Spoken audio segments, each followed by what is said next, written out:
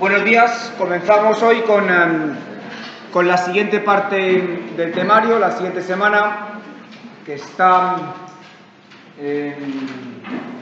dedicada, que se centra en los últimos años, en la última legislatura del Partido Socialista, bien 1993-1996, y las dos legislaturas del Partido Popular, liderado por José María Aznar, desde 1996 hasta 2004, como veis ahí. Veremos cuáles son los factores que desencadenan la pérdida de votos, la también erosión de la imagen del Partido Socialista durante estos primeros años de la década de 1990, a través de, pues ahí lo veis, casos de corrupción, casos también de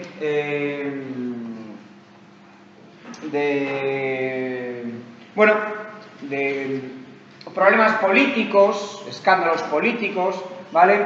Como esto, que ya venía arrastrándose desde finales de los años 80, va provocando que tenga cada vez menos apoyos, que necesite apoyos parlamentarios de un partido nacionalista conservador como es CiU, bien, en 1993, el mismo partido que, a su vez, apoyará al Partido Popular de José María Aznar en 1996 para obtener una mayoría parlamentaria.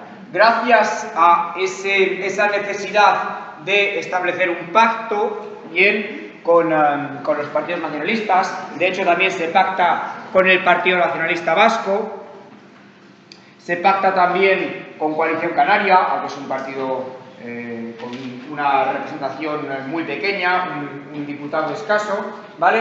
Pero que obliga al presidente del gobierno y al gobierno a tener una actitud bastante más abierta y dialogante de lo que tendrá a partir del año 2000, cuando en las elecciones generales adquiera mayoría absoluta y no tenga necesidad de llegar a ningún pacto con ningún otro partido político.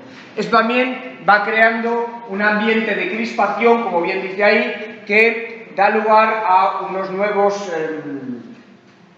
ciclo de movilizaciones, ¿sí? Y un ciclo de movilizaciones que en cierta medida va siendo también respondido por parte del gobierno con una política informativa bastante polémica, bien, como será expreso en el caso de los atentados de Atocha del 11 de marzo de 2004, ¿vale? Cuando la manipulación que se hace de los medios públicos e incluso privados dan lugar a este cambio de gobierno en las elecciones de 2004 y cuando José Luis Rodríguez Zapatero llega a la Moncloa, algo que ya veremos la semana que viene, ¿de acuerdo? Recordad que 1992 era el año en el que nos quedamos la semana pasada, cuando hablábamos de todos estos proyectos urbanísticos, proyectos también de desarrollo económico, de crecimiento internacional, bien, a través de los Juegos Olímpicos, a través de la Exposición Universal de Sevilla, ¿sí? Estaba planificado, como dijimos también, el año Xacobeo para 1993, pero fueron años en los que la crisis que venía desarrollándose, bueno, en largo término desde 1973, pero ya con una nueva vuelta de tuerca a finales de los 80, a principios de los 90, ¿vale? También de nuevo debido a la escasez de petróleo, ¿sí? También debido a una lenta marcha de la economía en Estados Unidos. En todo caso, una recesión que en España se hizo sentir de manera importante. Pensad también que en estos años dijimos que la mayoría de los puestos de trabajo estaban ocupados en el sector terciario, ¿vale? Estaban los puestos de trabajo en el sector terciario estaban creciendo exponencialmente, se estaban cerrando fábricas y por lo tanto la seguridad del empleo que se tenía en empleos industriales, bien, era cada vez también más precaria, ¿sí? Ante la proliferación de contratos temporales, la proliferación de contratos bastante más precarios, etcétera, etcétera.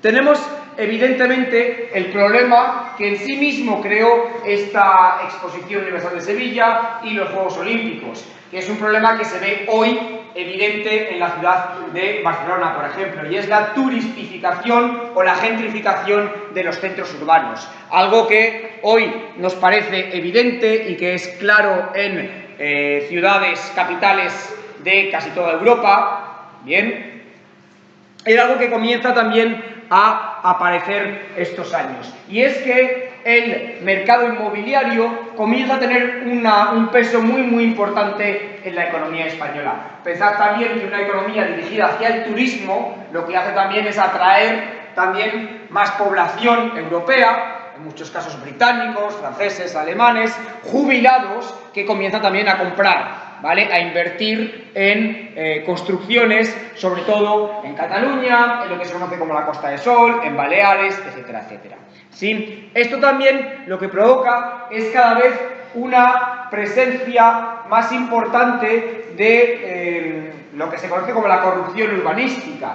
Y esto es que con la cantidad de dinero que esto mueve, que el sector del turismo mueve, los distintos alcaldes, ¿vale?, y equipos municipales se ven más expuestos a posibles casos de corrupción, ¿vale? Es lo que se conoce como las mordidas. Las mordidas era el dinero que un político recibe por permitir construir en determinado sitio, ¿vale? El constructor le asegura un dinero, por supuesto sin declarar, ¿vale?, un dinero que está fuera del contrato, para que le adjudique unas tierras, ¿vale?, unos terrenos para poder construir ahí. Esto también lo que ha provocado, evidentemente, es un grave deterioro de todo el paisaje mediterráneo, ¿vale? Y solo hay que ir a la costa de Valencia, Alicante, ¿vale? El punto, por ejemplo, emblemático es Benidorm, donde los espacios naturales cada vez son más reducidos, ¿vale? Pero no solo, también Castellón, Cataluña, etcétera, etcétera. Como digo, también es un momento en el que la precariedad de los empleos y los contratos que se van firmando se revela como un factor más de riesgo para el aumento del desempleo. Y es que más de 1 millón de personas caen desempleadas en este periodo de 1993 hasta 1996. Este periodo que estamos diciendo de crisis, que se agudiza a principios de los 90 y que en España pega con toda su fuerza después de 1992. Es entonces cuando el gobierno decide un aumento de los impuestos, bien, y al mismo tiempo una limitación de los salarios, lo que a su vez va creando unas dificultades cada vez más grandes para una población que ya de por sí se encuentra ante unas complicaciones derivadas de la pérdida de empleo.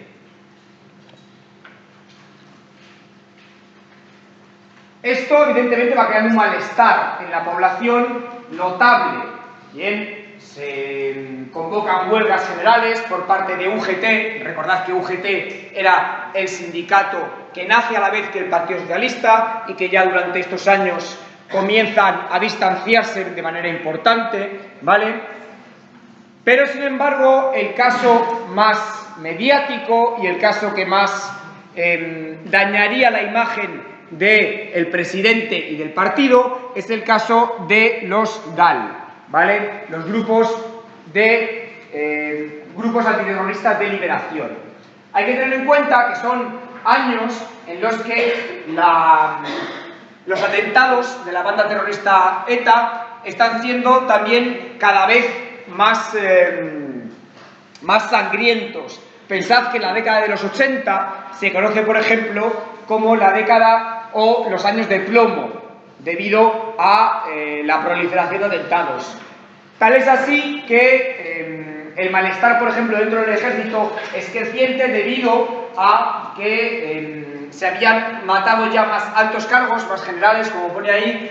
En estos años de democracia, ETA había matado ya más generales que los que habían muerto durante toda la guerra civil. Así que podéis imaginar que desde dentro de los cuerpos de seguridad del Estado, dentro del ejército, etcétera, etcétera, se está creando un malestar importante. Un malestar que además va conectado a antiguos policías franquistas. Recordad que dije también que el Partido Socialista no acometió una reforma de la policía o de la judicatura en el sentido de purgarla de elementos de la dictadura, ¿vale?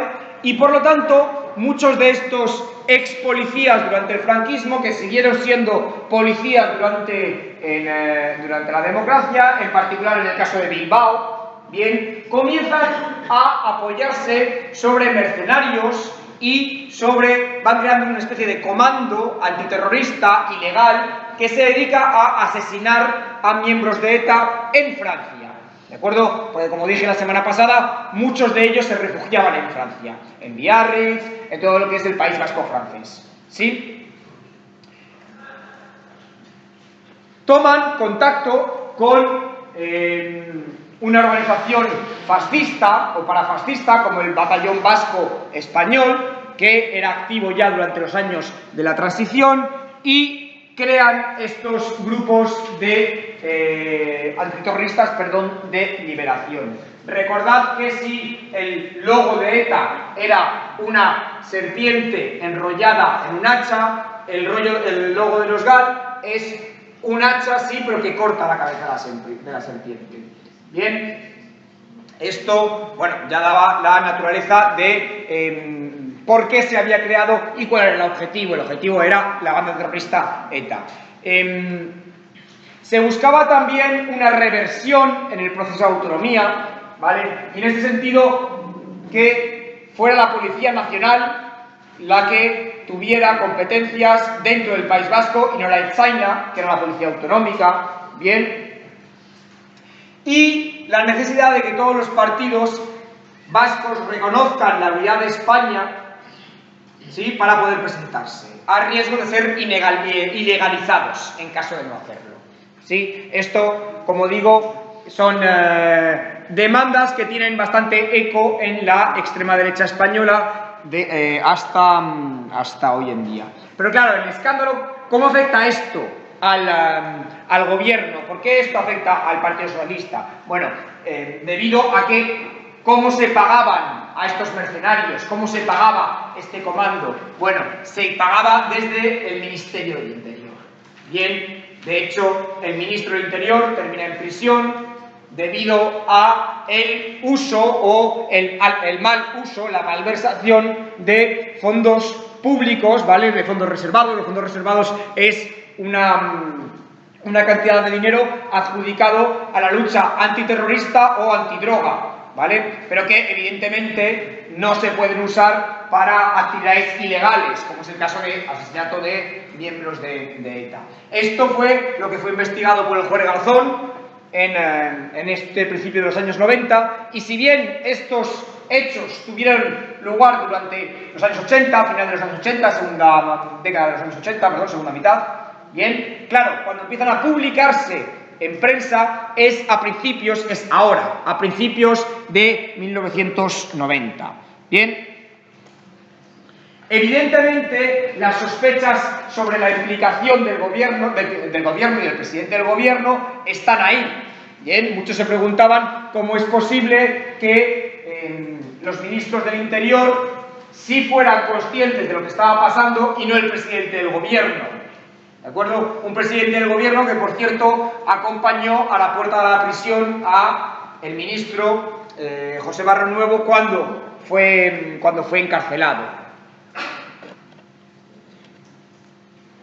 La táctica de estos grupos antiterroristas de liberación era, a su vez, por cierto, la misma táctica que usaba ETA, era atacar a los sectores más débiles o los sectores más moderados, ¿vale? Que eran sectores que estaban menos movilizados, ¿de acuerdo? Que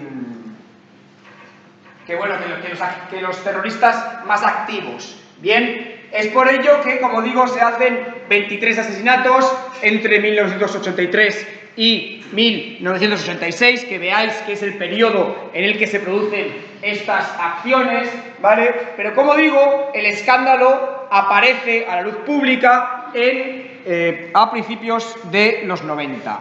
De todas formas, son asesinatos que también causan una importante conmoción porque muchos de ellos son por error.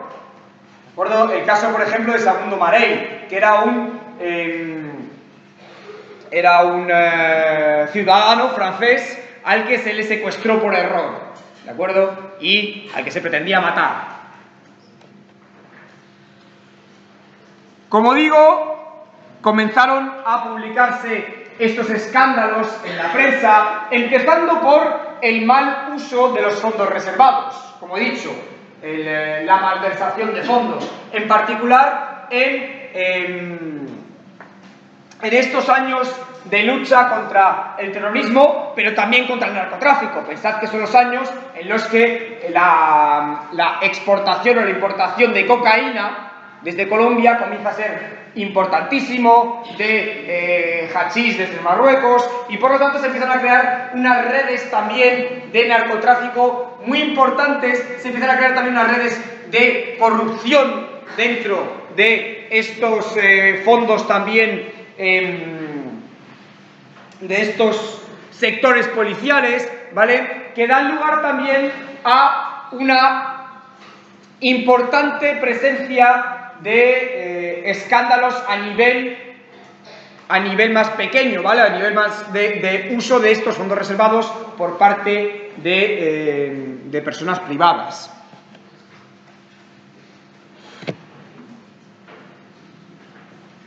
El ejemplo más conocido en estos años, y de esto habla la película El hombre de las mil caras, que lo tenéis también en la bibliografía, es el caso del director de la Guardia Civil, que se había enriquecido con el uso de estos fondos reservados y que, una vez descubierto, se fuga del país. Su fuga fue bastante publicitada en la prensa debido a que, bueno, se pensaba que iba a ser un político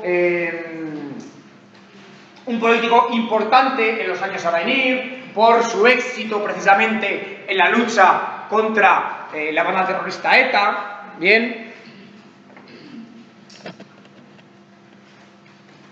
empiezan también a aparecer escándalos de la financiación ilegal del propio Partido Socialista, ¿vale? A través de empresas fantasma o empresas tapadera, como es el caso de Filesa, como es el caso de SEAT, que la automovilística española, al que se le recalifican unos terrenos precisamente para crear una plusvalía y que revierta también el interés del partido. Bien, el caso de los sobornos de un oscuro personaje con pasado nazi en Alemania, ¿vale? Que había estado pagando a los partidos alemanes, el socialdemócrata y el cristiano-demócrata, y a través de ellos también financiando de manera ilegal el Partido Socialista. Recordad además que todo esto tiene que ver también con lo que vimos la semana pasada, y es que el Partido Socialista de Felipe González, el grupo dentro del Partido Socialista de Felipe González, se hace con el poder del partido a finales de los 70, gracias también al apoyo económico de ciertos sectores. Uno de estos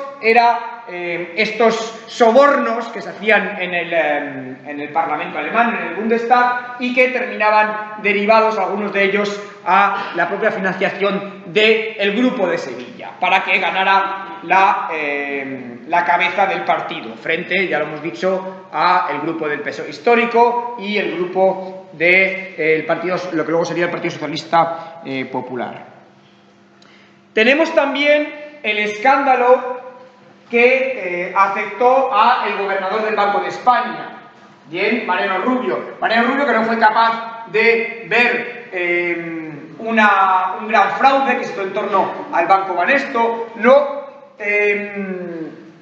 fue capaz tampoco de demostrar por qué había amasado importantes sumas de dinero en Suiza y, por lo tanto, evidentemente, si es el encargado de la política económica del país que tiene una importante suma, como digo, de dinero en un paraíso fiscal como es Suiza, daba mucho que pensar. Bien, esto empezó a investigarse a través de este caso Ibercorp, que evidentemente demostró la culpabilidad de este señor en estos casos de corrupción. Pero es que además empieza también a publicarse el caso de las escuchas de la inteligencia, es decir, es el servicio de inteligencia, ¿vale? Los servicios secretos, que habían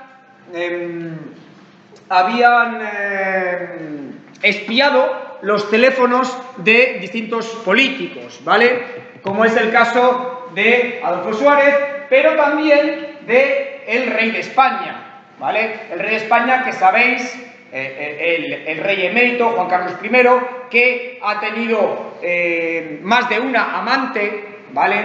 Y que para que no saliera en la televisión criticando al partido, se le amenazó con hacer público estas escuchas telefónicas en las que se hablaba de sus aventuras amorosas. Bien, esto fue algo también que iría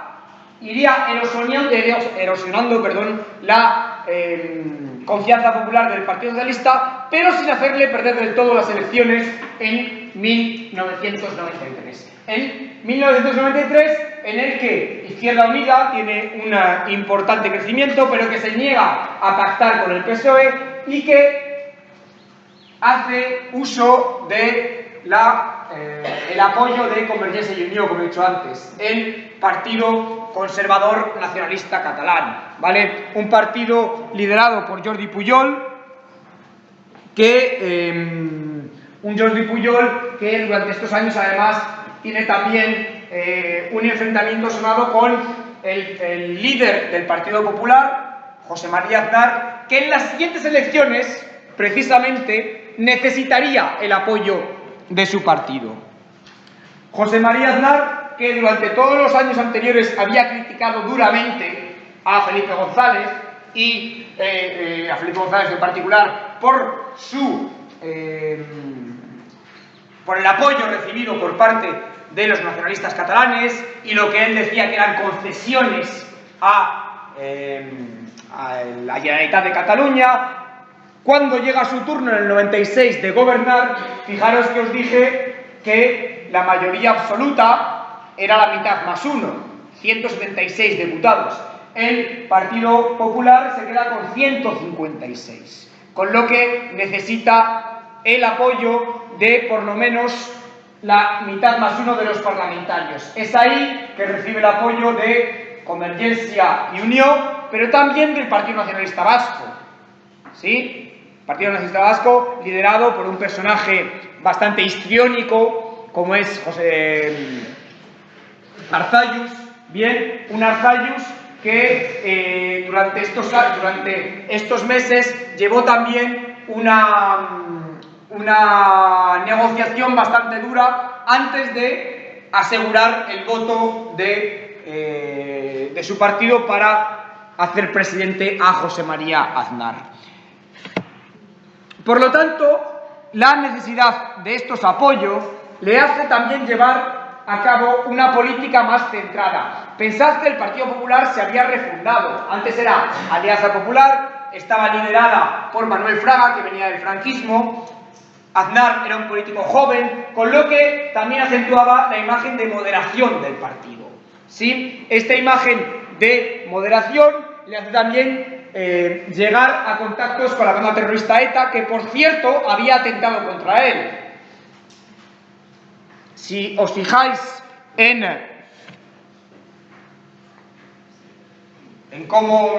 su cara, en realidad, José María Aznar siempre se dejó bigote porque tuvo un atentado que le inmovilizó el labio, ¿de acuerdo? Cuando le veis hablar, además, se nota que tiene una manera rara de hablar después de este atentado que sufrió por parte de la banda terrorista ETA. Aún así, como digo, emprende una serie de contactos con la banda terrorista, que él mismo llamó Grupo de Liberación Vasco, ¿vale?, como para limar asperezas, pero todo esto dio una vuelta con el secuestro de un funcionario de prisiones, José María Ortega Lara, y en particular con el asesinato, una vez que fue liberado Ortega Lara, de Miguel Ángel Blanco.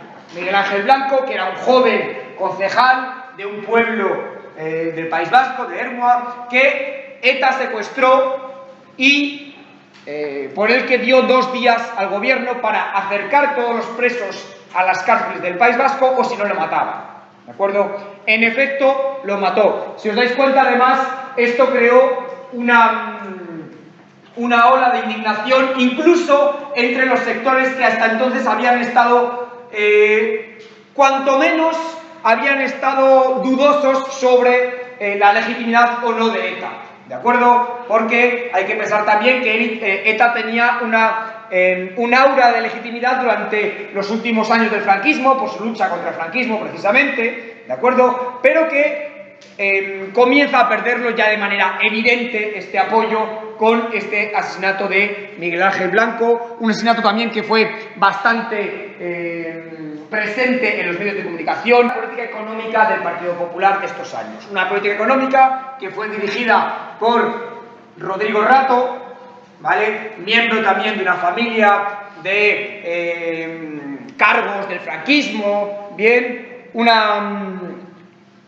una política económica que en todo caso fue bastante aplaudida por su, sobre todo, reducción del desempleo, ¿vale?, por la baja del paro. Claro, esto también se hizo debido a, ya lo veremos, una precarización aún mayor del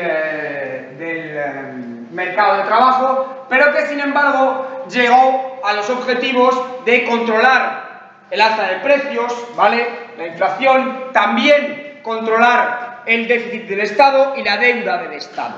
Esto también se hizo debido a una serie de factores que enseguida veremos, ¿bien?, pero también a la internacionalización de ciertas empresas y de ciertos bancos, ¿vale? Fue en los años, por ejemplo, en los que los bancos como el Santander o el BBVA comienzan también a extenderse a Latinoamérica primero, en particular, pero luego también a otros países de Europa, ¿vale? Son los años también en los que empresas que habían sido de propiedad pública, como Repsol, como Telefónica, ¿sí?, comienzan también, una vez privatizadas, a expandir sus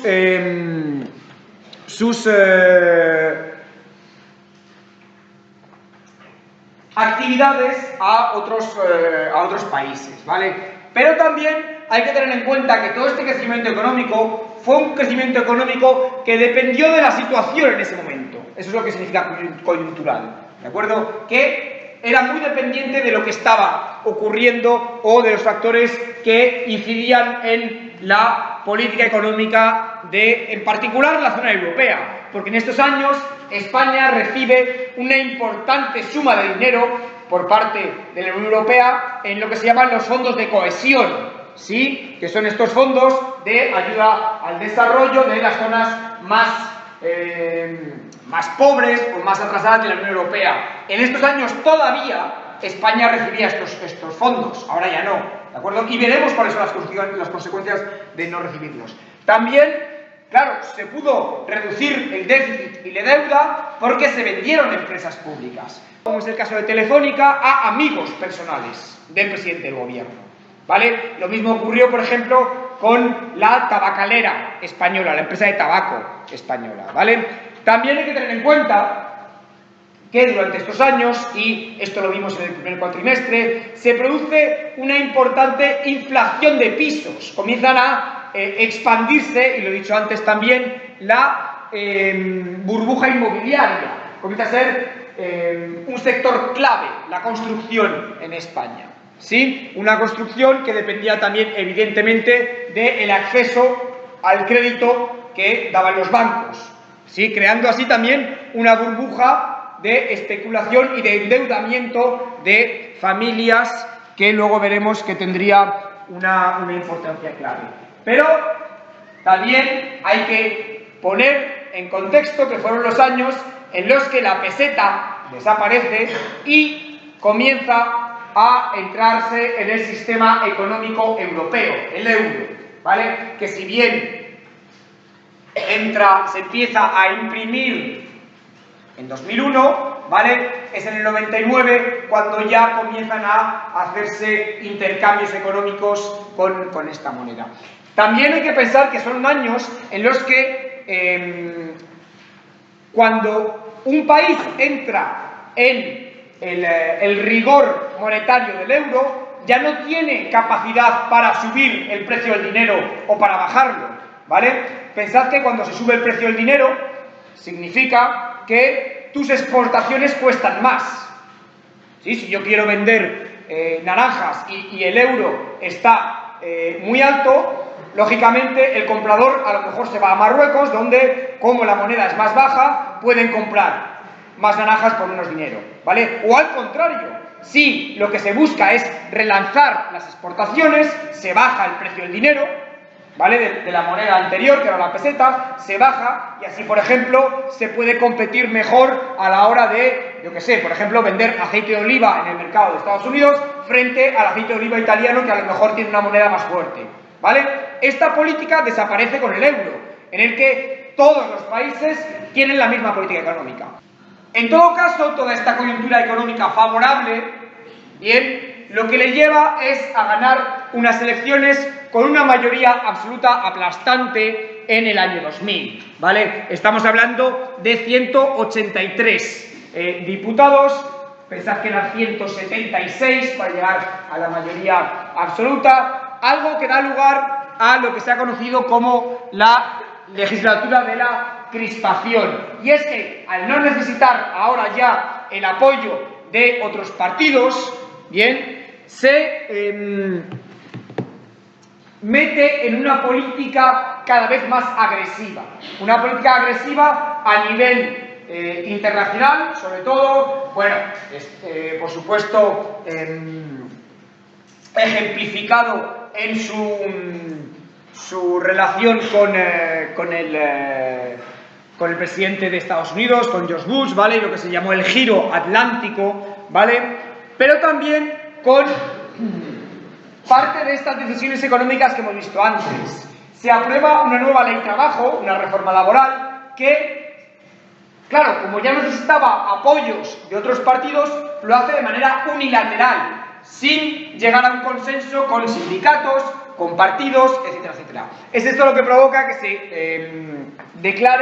se convoque una huelga general en el año 2002, que ya también va alimentando una serie de movimientos que veremos que tendrán su ampliación durante estos años de 1990, o sea, de 2000, 2001, 2003. Bien, tenemos también que ahora ya no necesita el pacto con los nacionalistas vascos tampoco, ¿vale? Con lo que también se lleva a un momento de fricción. El Lehendakari, que es el presidente del Parlamento Vasco, ¿vale? El presidente del gobierno vasco, perdón, establece un plan en esta tensión creciente para la autodeterminación del pueblo vasco, ¿vale? Es una especie de referéndum, como el que quiso hacer la Generalitat de Cataluña y efectivamente hizo, pero bueno, Ibarretxe lo presentó con unas... a través de unas pautas, se presentó de hecho en el Parlamento, aunque después de la legislatura de Aznar. En todo caso, un plan para la autodeterminación y la libre asociación del Estado vasco con el Estado español. Bien, aquí se ve también ya estas fricciones. Pensad que, por ejemplo, la situación en Cataluña también se ha enconado, se ha puesto más difícil cuando ha estado el Partido Popular en el gobierno, ¿vale? Que siempre ha tenido un enfrentamiento más directo, ¿vale? Son años también en los que se ilegaliza el brazo político de ETA, que era el partido político que en el Parlamento, ¿vale?, español, pero también en las instituciones vascas, defendía los intereses de ETA, o por lo menos no criticaba sus atentados, ¿vale? Hay que tener en cuenta que esta ilegalización también lo que provoca es que haya fondos públicos que no vayan al partido y luego a la organización terrorista, con lo que ayuda también a debilitar, ¿vale? Pensad también que estábamos en años, como he dicho antes, en los que su legitimidad misma estaba siendo cada vez más discutida, después del asesinato en particular de Miguel Ángel Blanco. Pero como digo, lo que más resistencia creó fue su apoyo a la guerra de Irak, ¿de acuerdo? Junto a Tony Blair y George Bush, la guerra de Irak en la que se derroca a Saddam Hussein y que provoca el avispero en el que todavía está hoy la región, ¿sí? Claro, este unilateralismo, esta política de crispación, ¿de acuerdo?, se ve, por así decir, escalonada con una serie de leyes también que va creando una importante resistencia. Es el caso, por ejemplo, de la reforma universitaria, que provoca una importante protesta estudiantil. Fueron los años en los que se implementa el Plan Bolonia, que es el plan por el que los grados, ¿vale?, las licenciaturas, pasan de 5 a 3 años, como aquí, ¿de acuerdo? Antes la licence era 5 años, bien, en España. Se pasa a 3 años y los 2 años siguientes, los años de máster, se convierten en efecto, unos másters que comienzan a ser cada vez más caros. Ya vimos en el primer cuatrimestre que España es el país de la Unión Europea, el tercer país con los másters más caros de la Unión Europea. Esto viene de aquí, esto viene de la ley de reforma universitaria. También, como he dicho antes, se convoca una huelga general debido a la reforma, a la ley trabajo de 2002. Tenemos también catástrofes ecológicas como el hundimiento de un del hundimiento de un barco lleno de petróleo, como es el caso del Prestige, bien, que se hundió frente a las costas de Galicia, y en lugar de atraerlo a la costa para realmente controlar el vertido de petróleo, bien, se llevó hacia el océano. Podéis imaginar que las consecuencias fue que el petróleo llegó por todos los lados, ¿vale? Llegó incluso a afectar a importantes... bueno, Galicia quedó totalmente anegada de este petróleo, pero también playas de Burdeos, playas del País Vasco francés. Bien, fue un escándalo ecológico importante, en el que, por cierto, Mariano Rajoy tuvo una importancia también capital. Mariano Rajoy era ministro del Interior en esos años. Un ministerio del Interior, bien, que también se vio como el Ministerio de Defensa desacreditado por el accidente del Yak 42, bien, que se había comprado a Ucrania de bastante poca calidad, que se compraba para ahorrar dinero en el gasto militar, y que provocó la muerte de varios militares, ¿vale?, en Turquía, y que también fue creando un resentimiento dentro del propio ejército. Un sector, por cierto, bastante conservador, pero que en estos años también, como digo, se vieron afectados por los recortes y la política también de reducción de gasto del Estado. Fueron también años en los que se permitió la privatización de importantes sectores de la sanidad pública. Bien, esto en particular además se hizo también en autonomías como Cataluña, que fue una de las pioneras en privatizar la sanidad, ¿vale? En la movida en la que se podía, acordaros en el primer cuatrimestre, vimos cómo, por ejemplo, se privatizaban servicios como limpieza, cafetería, etcétera, etcétera. Se externalizaban servicios, en particular como digo, las autonomías que estaban gobernadas por el Partido Popular, pero también en Cataluña, ¿vale? Algo que, a su vez, iba alimentando la creación de una nueva respuesta, también por parte de los trabajadores y de los funcionarios. Recordad que os dije que los trabajadores de la sanidad en España son funcionarios, médicos y enfermeras son todos funcionarios. ¿Bien? Y esto va creando también, como digo, una red de solidaridad y de creación de plataformas a favor de la sanidad pública. Pero la reacción más visible fueron la serie de manifestaciones que se hicieron para oponerse a la guerra de Irak.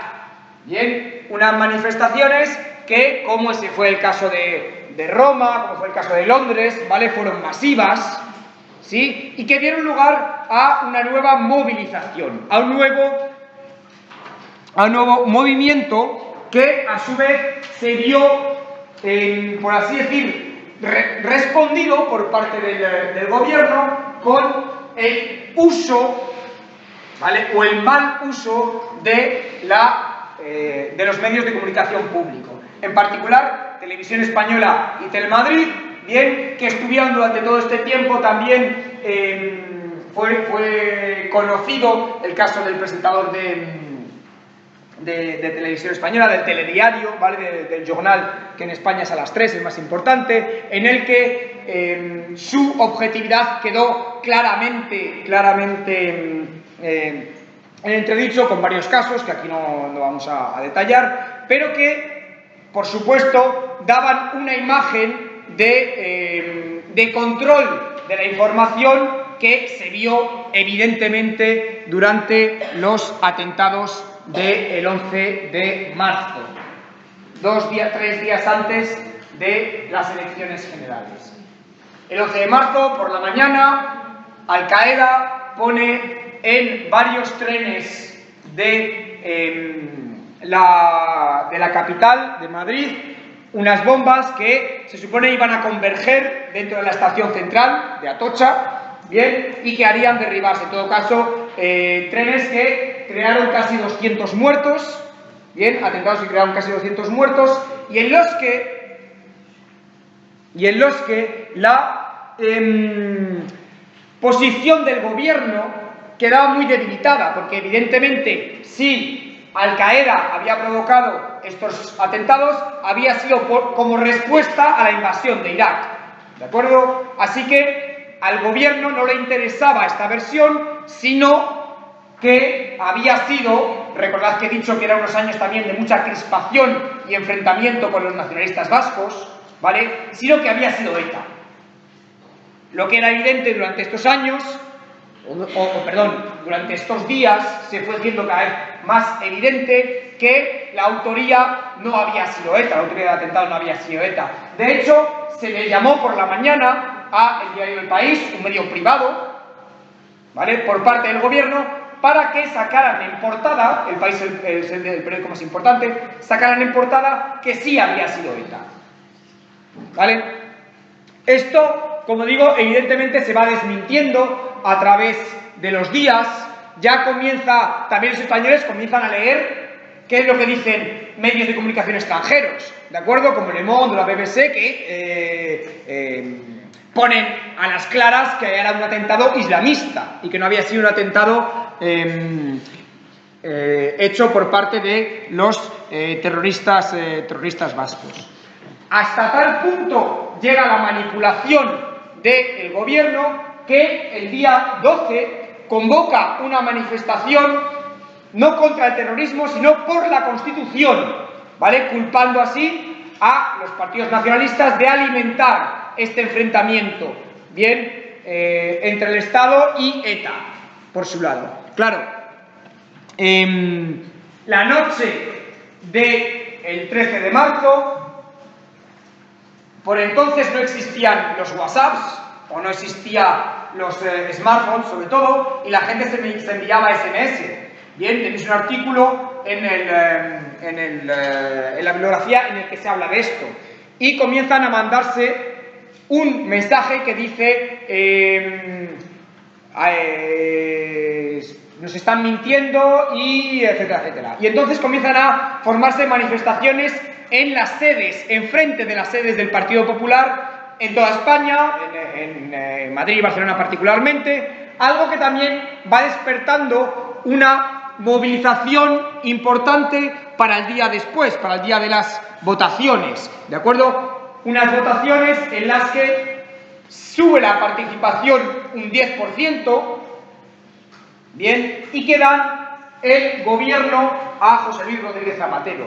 No es que la gente cambiara su voto del Partido Popular al Partido Socialista, sino que gente que no iba a votar, bien, ese domingo fueron a votar precisamente para acabar con el gobierno del Partido Popular, que de todas formas había tenido, ya lo he visto antes, había estado sufriendo un descontento creciente. Sin embargo, ¿vale?, el candidato para seguir gobernando con el Partido Popular no era José María Aznar, que se retiró, que dijo que él iba a hacer 2 legislaturas y ya está, como en Estados Unidos, sino Mariano Rajoy. Fue Mariano Rajoy quien era el candidato de la derecha que se enfrentaba a José Luis Rodríguez Zapatero. Un José Luis Rodríguez Zapatero que a su vez había ganado también unas primarias dentro del Partido Socialista frente al sector más felipista o más gonzalista, ¿de acuerdo?, de esos años. ¿Sí? Bueno, lo dejamos ahí. Muchas gracias.